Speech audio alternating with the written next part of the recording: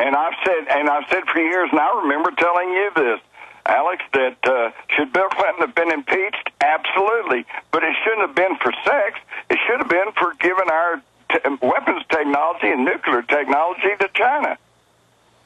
But that's what the CFR wanted. Exactly. To watch those traitors sit around and brag how they're destroying America and how they're Maurice Strong and all of them moving to China. I'm telling you, now China's the biggest owner of our debt. I'm sick of it. But Alex, I have to admit, I am puzzled by one thing. China obviously is building up a huge military. Their military leaders, as you have said, and I've seen in the past, have said that war with the United States is inevitable. But wait a minute. Why would they want to knock off their greatest consumer base? I mean, go to Walmart. Everything in there is made in China. But that's a phase to destroy all small businesses in Europe, England, and the United States. They're using globalism and mercantilism to deindustrialize for a post-industrial world. Once they've consolidated all power and wiped out their competition, then the wars, the starvation, the bioweapons will be used to wipe the population out, as Henry Kissinger said in 1973. So, okay. It is part of the eugenics plan and part of the depopulation plan, which, by the way, Alex, I cover in my new book, The $1 Trillion Conspiracy. And just to show that these folks, they're not just saying that if we don't change our ways, we're going to have overpopulation problem. Prince Philip, I quoted Prince Philip. He says, if there is reincarnation, I want to come back as a deadly virus to help solve the overpopulation problem. So, Alex, as you well know, but most people haven't quite got to this point, these folks, they're not just wanting to control us, they want to kill us. They want to reduce the world's population. It's all there. No, it's all official. I've now got the Rockefeller Foundation documents, how they put it in the vaccines, what they do. And that comes back to the chemtrails and everything else, the fluoridation of the water, the chemicals, bad food.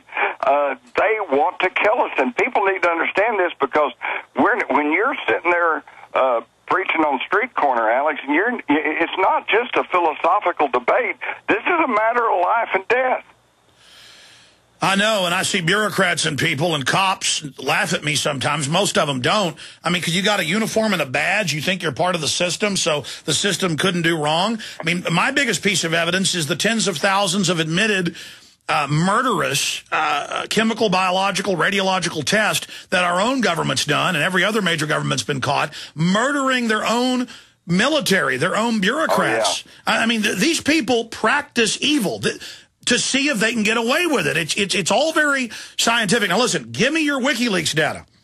Okay, quickly. Well, the WikiLeaks thing obviously is a ploy and a step towards trying to destroy the Internet. But when you go back to it and look at it from its broadest perspectives, number one, you have to wonder about this Assange character, where he came from, who are his ties.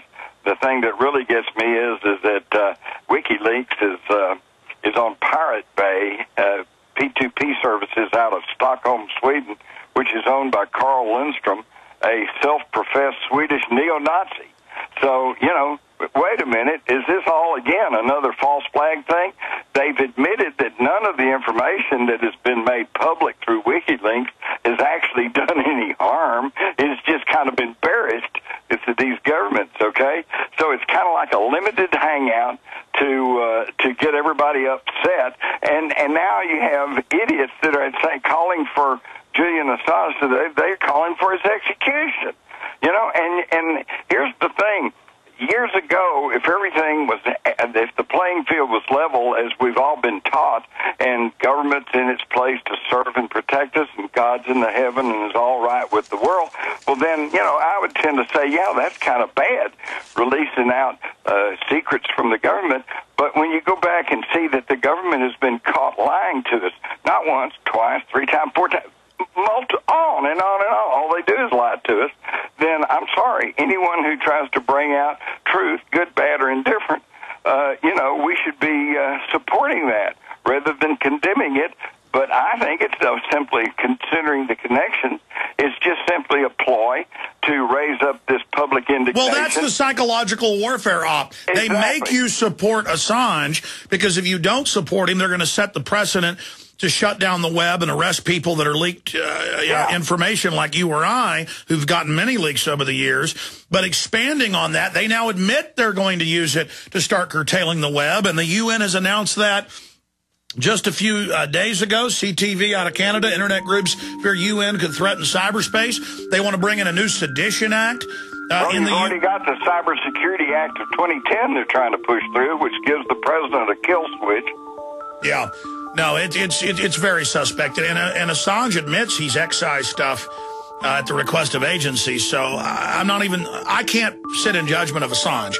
But the thing doesn't pass the smell test, and everything we predicted with it's now unfolded. Final segment with Jim Marrs, straight ahead.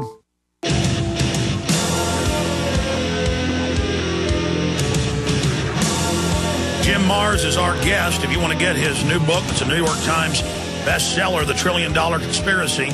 We've got it available right now at Infowars.com on the online video bookstore shopping carts. And you may know all about the New World Order and the banking takeover and what's happening. Your friends, your family, your neighbors don't. But I've never seen a time where people are more ready to be awakened. And you're also supporting the alternative press. We were talking about the alternative media. I've seen statistics even from CNN going back about 2 years ago. The alternative media 2 years ago passed the Rubicon and became more influential, more readers, more viewers, and is more trusted, more than 2 to 1, than the mainstream corporate media. So we've got this perfect storm of old media, government, mega corporations, all pushing now to censor the new media. They're scared, but I got news for them, Jim. I want to see if you agree. They're not putting the genie back in the bottle. They're not, the cat's out of the bag. The people have had a taste of real, news. It's over. I totally agree. And with the internet, for example, it's global. They could try to, China is still having all kinds of problems because they've tried to shut it down over there. But when you can put up servers in Sweden and in Russia and bounce it around to South Africa and then come back to India, I think the genie's out of the bottle. And unless there's some way to just, completely turn off all electricity in the world, I don't see how they can shut it down. China just banned Skype. I mean, how do you ban one of the most popular computer programs out there? Exactly.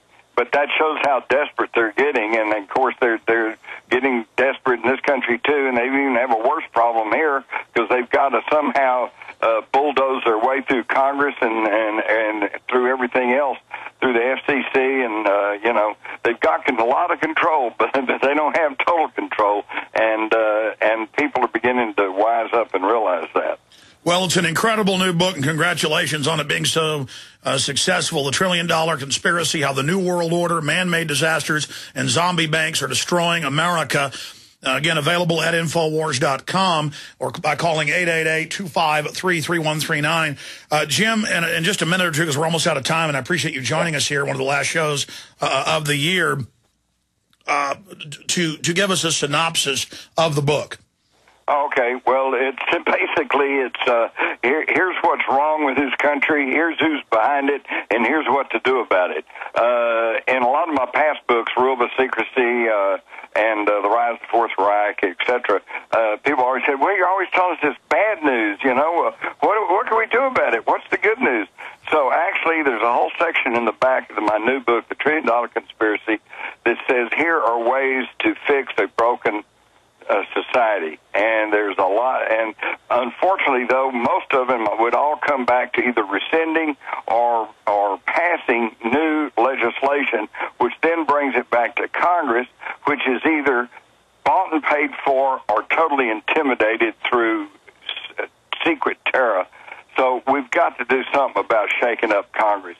We thought we had the opportunity this year in the presidential election year elections, but as we can see, the computer voting machines once again seem to have trumped public opinion. No, things are a lot worse than we can even see on the surface. Folks, if the water looks rough on the surface, imagine what's going on right under the surface. I mean, this is very serious times. Everyone needs to put out their maximum effort to resist the lies, the tyranny, and to offer the solutions of liberty every day. The fight is on. And as we end 2010, going into 2011, these are the times that try men's souls. It was the best of times, the worst of times. A lot of bad things are happening. But it isn't till things get rough that people finally get up off their hind ends. And that's starting to happen. The destiny of our society, of our species, of our children is unfolding right now. Jim Mars, always wonderful having you on. God bless you. Let me say bye to you here at the end. Lew Rockwell and others coming up at Infowars.com audio stream. Stay with us.